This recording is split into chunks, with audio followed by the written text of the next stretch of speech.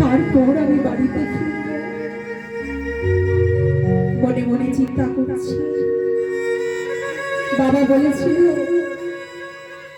এমন একটা জায়গা আছে যেখানে গেলে কেউ খালি হাতে ফেরে না। হ্যাঁ, আমি যাব সেই বৃন্দাবন। পরে মন চল যাই সেই বৃন্দাবন। চল রে আমার মধুর বৃন্দাবন, যমুনার ধারে ধারে নিকুঞ্জ গান। চল রে আমার মধুর বৃন্দাবন,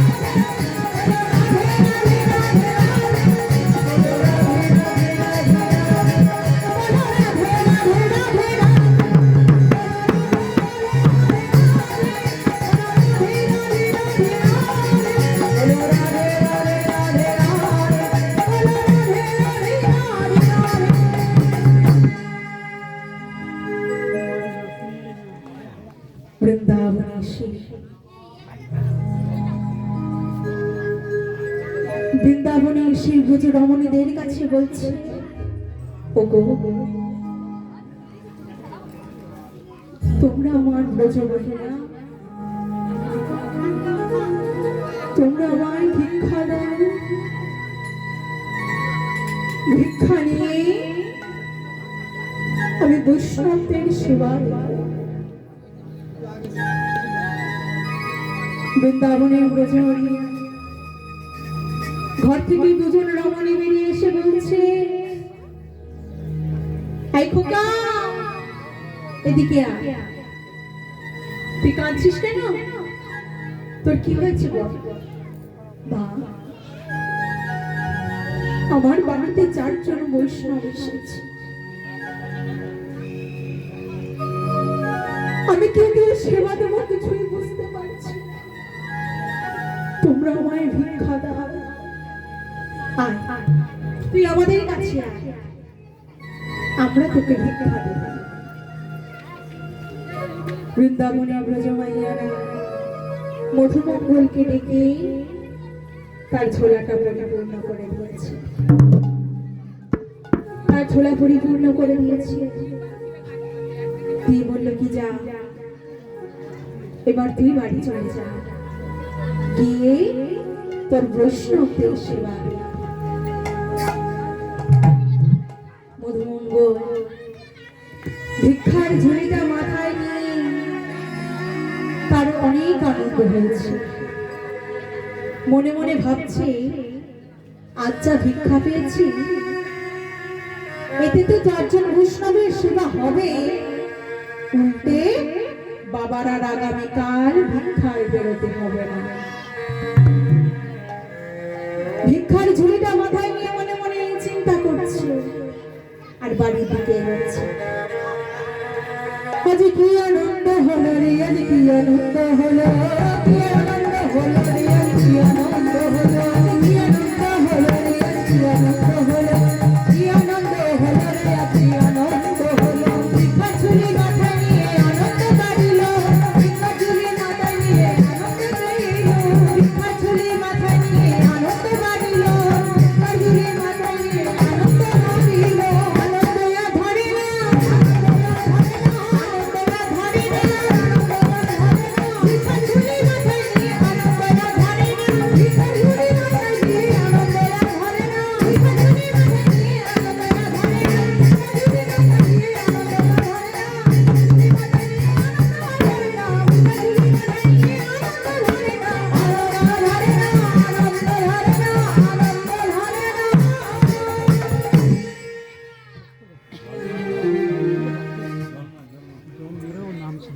ভগবান মনে মনে চিন্তা করছে।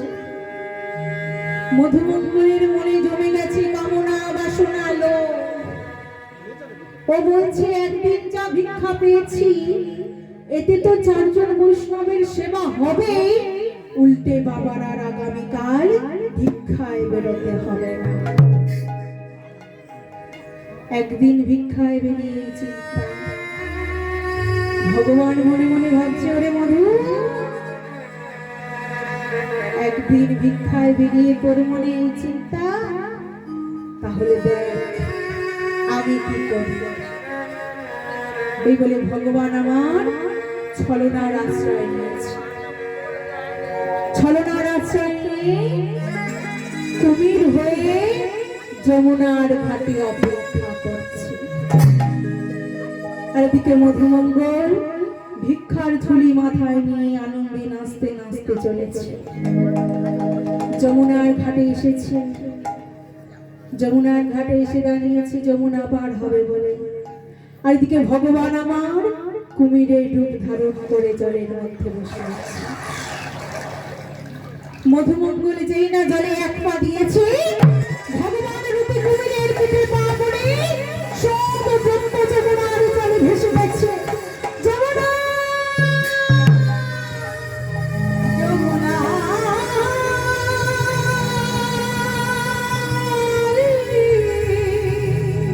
যমুনা, ওরে যমুনা,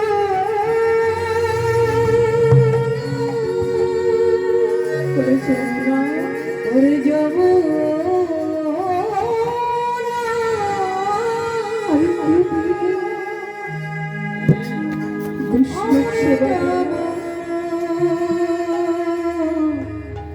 ওরে যমুনা,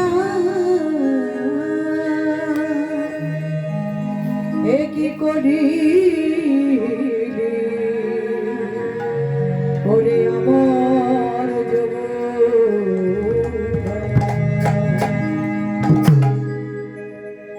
যমুনা, ওরে যমুনা,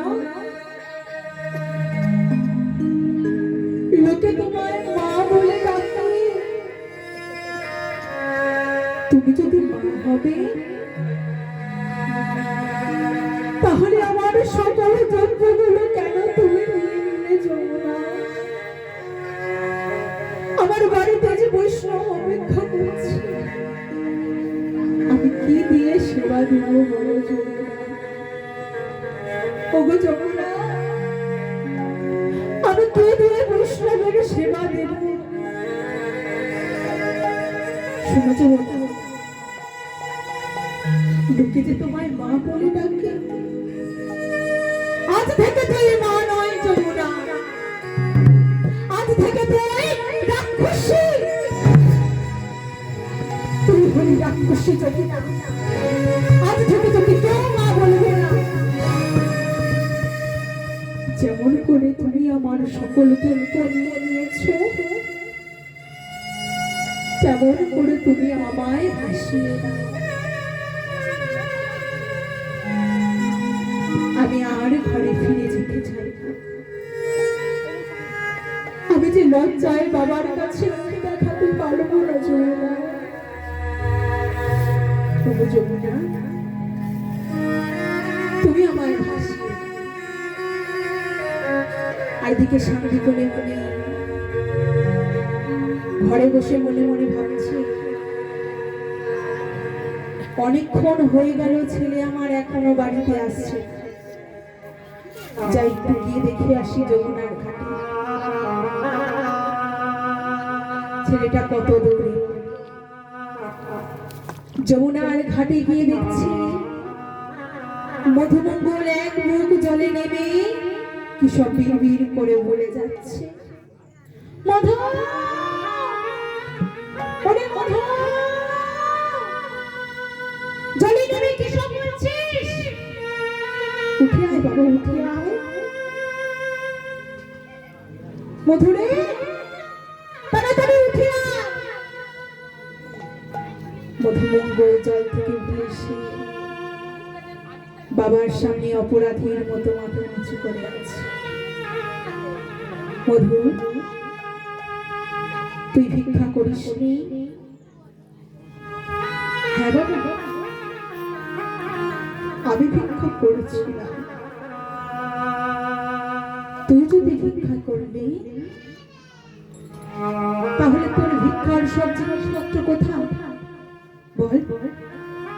বাবা, আমি ভিক্ষা করেছিলাম,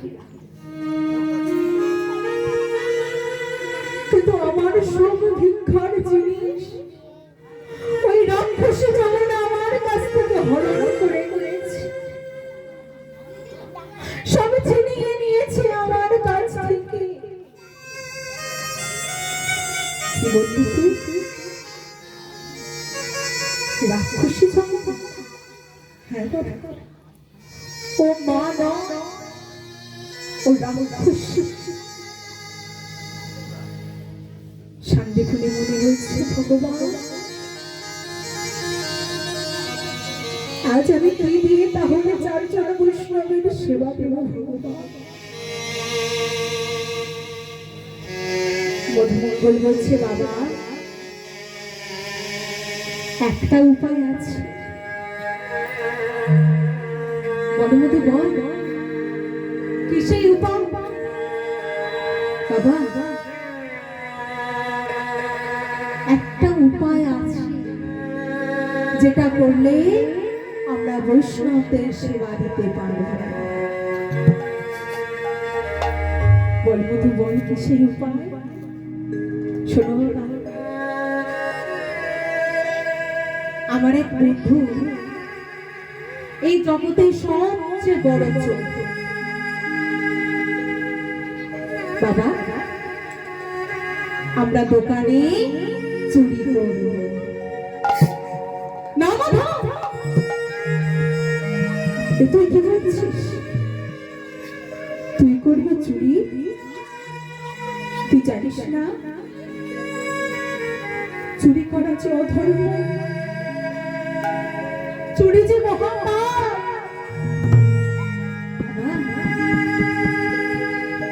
শাস্ত্রে আছে,